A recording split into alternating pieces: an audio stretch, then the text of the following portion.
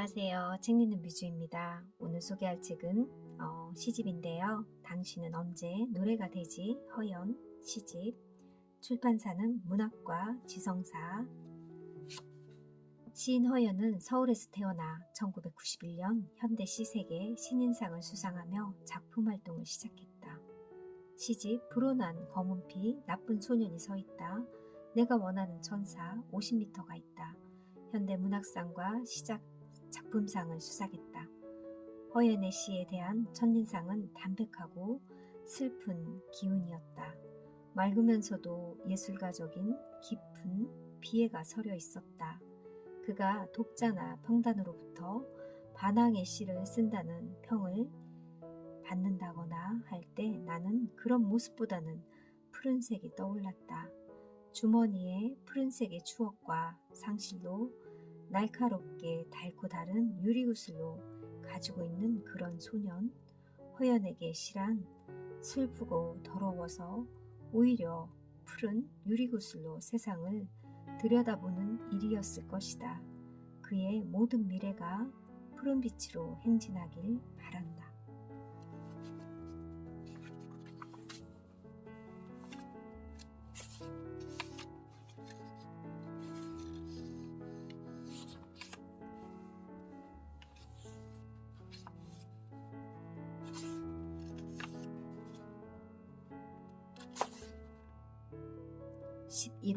11월에 나는 나쁘게 늙어가기로 했다. 잊고 있었던 그대가 잠깐 내 안부를 들여다본 저녁. 창문을 열면 늦된 날벌레들이 우수수 떨어지곤 했다. 절망의 형식으로 이 작은 아파트는 충분한 걸까? 한참을 참았다가 뺨이 뜨거워졌다. 남은 것들이 많아서 더 슬펐다. 낙타가 몇 번을 몸을 접은 후에야 간신히 땅에 쓰러지듯 새오른 힘겹게 바닥에 주저앉아 실눈을 뜨고 나를 바라보고 있었다. 먼 서쪽으로는 노을이 재처럼 흩어지고 있었다. 늙고 좋은 놈을 본 적이 없었다. 사람들은 젊었을 때만 좋았다. 11월이 그걸 알려줬다. 상수동. 강물에 잠겼다 당신.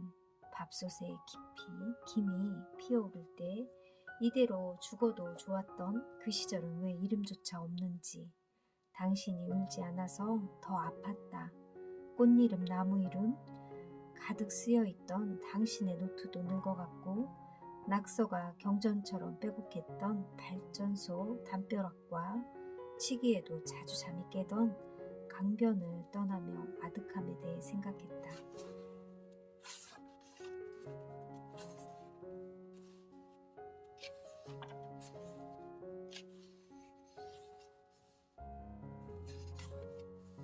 기억은 나도 모르는 곳에서 바쁘고 변심한 기억은 지금 다른 곳에서 한창 바쁘고 망각은 문자도 보내지 않고 어쨌든 최악이 아니었다는 듯 문자 한 줄 할 줄 모르고 내가 사연을 가지고 있었는지 그 사연에 누가 울었는지 기억은 나도 모르는 곳에서 바쁘고 기억을 조각낸 그 가인은 어떻게 왔을까? 실타래를 잘라버린 가인은 어떻게 내게 왔을까? 혈관이 따뜻해지는 순간 나는 가위를 들고 또 잠이 들고 잘려나간 기억들은 어떻게 의문 하나 없이 그곳에서 바쁠 수 있는지.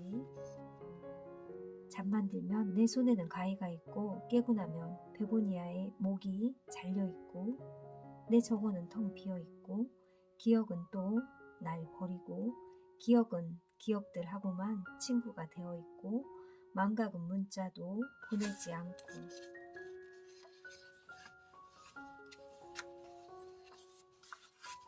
새벽 1시 바람이 부는 게 왜 나에게 아픔이 되었는지 아픔은 왜 다시 바람이 되었는지 당연한 이야기를 되묻는 시간. 누군가는 영양 한 마리를 쫓고 누군가는 골 세레머니를 하고 누군가는 마약성 진통제를 맞는 시간. 소문이 날개를 달고 누군가의 생을 저미는 시간. 죽 한 그릇이 누군가를 살리고 사랑이 빵처럼 구워지는 시간. 바람이 왜 불지 기억하지 않는 게 좋아. 창문은 꼭 잠그고 가능하면 불도 끄는 게 좋아. 내일을 기다리는 사람은 생각보다 많지 않아. 당신은 모르지? 내일에도 얼마나 많은 종류가 있는지. 바람이 분다. 새벽 1시에 바람이 분다. 당신은 언제 노래가 되지? 때다 박은 아이 따위 꿈꾸지 않기, 소식에 놀라지 않기, 어쨌든 거룩해지지 않기, 상대의 문장 속에서 죽지 않기, 뜨겁게 달아 오르지 않는 연습을 하자. 언제 커피 한잔 하자는 말처럼 쉽고 편하게, 그리고 불타오르지 않기, 혹 시간이 맞거든 연차를 내고 시골 성당에 가서 커다란 나무 밑에 앉는 거야. 촛불도 켜고. 영남 파스타를 먹고 헤어지는 거지. 그날 이유는 궁금해하지 않기로. 돌진하는 건 재미없는 게임이야. 잘 생각해. 너는 중독되면 안 돼. 중독되면 누가 더 오래 살까? 이런 거 걱정해야 하잖아. 뻔해. 우리보다 융자 받은 집이 더 오래 남을 텐데. 가끔 기도는 할게. 그대의 슬픈 내력이 그대의 생을 엄습하지 않기를. 나보다 그대가 덜 불운하기를. 그대 기록 속에 내가 없기를. 그러니까 다시는 가슴 덜컹하지 말기. 이별의 종류는 너무나 많으니까, 또 생길 거니까. 너무 많은 길을 가리키고 서 있는 표지판과 너무 많은 방향으로 날아오르는 새들과 너무 많은 바다로 가는 배들과 너무 많은 돌멩이들. 사랑해. 그렇지만 불타는 자동차에서는 내리기. 당신은 언제 노래가 되지? 이 시는 제가 아시는 분이 이 시를 참 좋아하는데요. 제가 읽어보니 이 시는 사랑하던 사람과 헤어짐을 얘기하는 것 같기도 하고요. 이별을 얘기하는 것 같습니다. 우리의 생애가 발각되지 않기를. 사랑이 끌어넘치던 어느 시절을 이제는 복원하지 못하지. 그 어떤 불평과 불안도 견디게 하던 육체의 날들을 되살리지 못하지. 적도 잃어버리게 하고 보물도 버리게 하고 행운도 걷어차던 나날을 복원하지 못하지. 그래도 약속한 일은 해야 해서 재회라는 게 어색하기는 했지만, 때맞춰 들어온 햇살에 절반쯤 어두워진 너, 수다스러워진 너, 여전히 내 마음에 포개지던 너, 누가 더 많이 그리워했었지.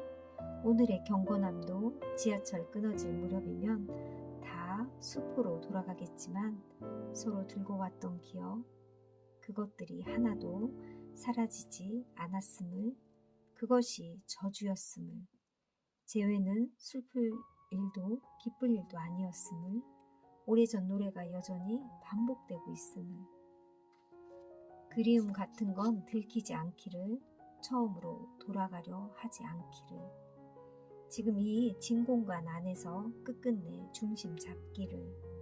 당신 가지도 말고 오지도 말 것이며 어디에도 속하지 말기를. 그래서 우리의 생애가 발각되지 않기를.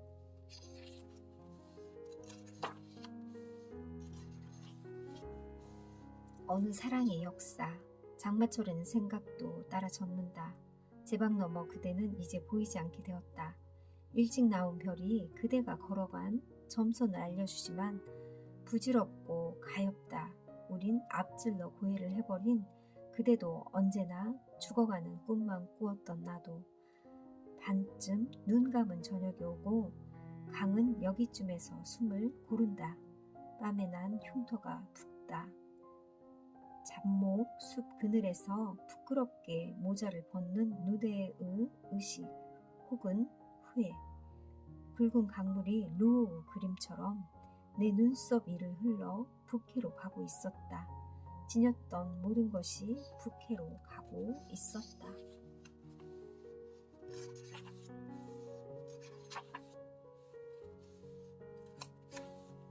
역전, 스타벅스, 아침이면 지정석이 채워진다. 커피는 주문하지 않는다. 이곳은 시험장처럼 조용하고 역대급 사연들이 눈을 깔고 회상에 잠겨있다. 알바생이 지나가면 헛기침 소리가 들려온다. 한 두어 달 말 한마디 안 했을 것 같은 얼굴들이 찰흙처럼 앉아있다. 어깨를 버리고 온 사람들은 누구와도 눈을 마주치지 않는다. 세상이 당장 멸망할 것 같지만 문만 열고 나가면 세상은 여전하다.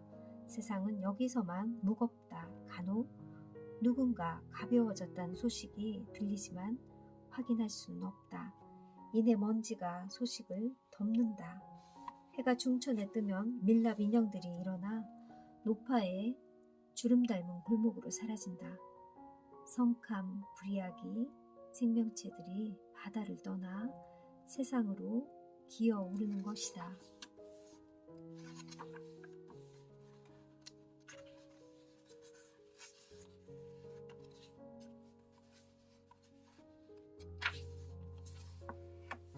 이별은 선한 의식이다. 죽었다 살았다는 깜빡이는 보안등 아래서 얼굴 반쪽 있다가 없기를 반복한다. 이별처럼 선한 의식이 있다니 나는 오늘 감사하다. 너를 영원히 알 수 없었으니 또 감사하다. 소음처럼 지겨운 직박구리의 울음소리를 들으며 사랑은 식어간다.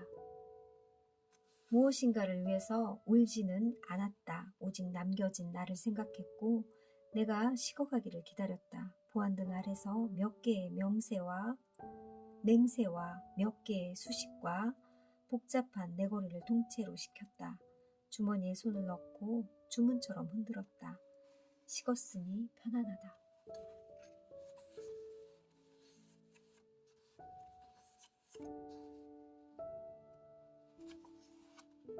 상하이 올드 데이즈 김염에게 슬픈 것들은 해로웠다. 이따금 폭발음이 들리는 날이면 바지선 옆으로 어린 시신들이 떠올랐다. 그런 반 깃털처럼 가볍게 날아오르던 노래와 은하를 떠다니던 인화지, 그 이외의 눈웃음, 허물어진 조개지 선창엔 가마우지가 화석처럼 앉아 있었다. 너무 늦어버린 불빛들이 흐르다가 서로 어긋났다. 빛이 부서지는 한가운데 남자가 서 있었다. 반듯한 이마에 산형 문자가 아른거렸다. 그대 살아있으라. 죽지 말고 살아있으라. 피라도 살아있으라.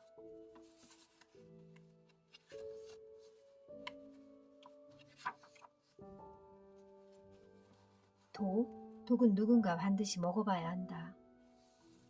그래야 독이 된다. 독은 누군가 죽었을 때 비로소 독이 된다. 다행이다. 모든 사람이 죽을 필요는 없으니까. 기껏 20밖에 살지 못한 고아 청년이 노수녀에게 엄마라고 외치며 죽었다. 그가 들었던 독배, 그 독을 생각한다. 그 독 덕분에 우리는 오늘도 살았다. 독을 먹진 않았지만 나는 오늘 잘 산 것 같다. 왜냐고? 참패했으니까. 누군가 나를 이겼으니까.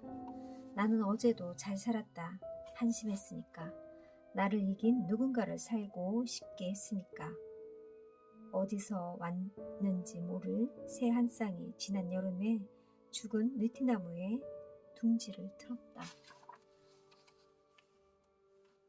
중심에 관해 중심을 잃는다는 것, 어디서 나타났는지를 모를 회전 목마가 꿈과 꿈이 아닌 것을 모두 싣고 진공으로 사라진다는 것, 중심이 날 떠날 수도 있다는 것, 살면서 가장 막막한 일이다.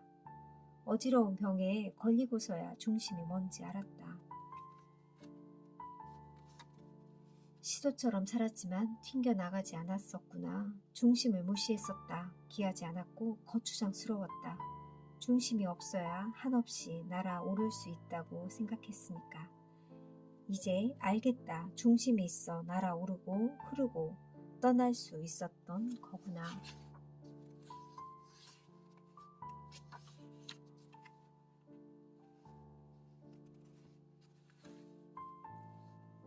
비가 자주 내렸다. 창밖 사철나무에는 직박구리가 아침마다 와서 울다 갔고 기쁨과 슬픔은 나도 모르게 자리를 바꾸어 앉았다.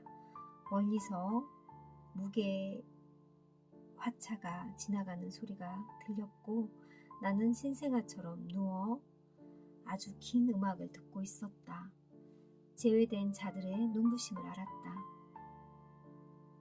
절창은 제외된 자들의 몫이라고 생각했다. 저는 이분의 시집을 처음 접하는데요. 와닿는 부분도 있었고 아리송한 그런 시도 있었습니다. 시집도 많이 읽어봐야 시의 의미도 은유도 더 많이 와닿을 것 같다는 생각이 들었습니다. 시집을 자주 접하는 그런 사람이 되도록 노력해 보겠습니다. 감사합니다.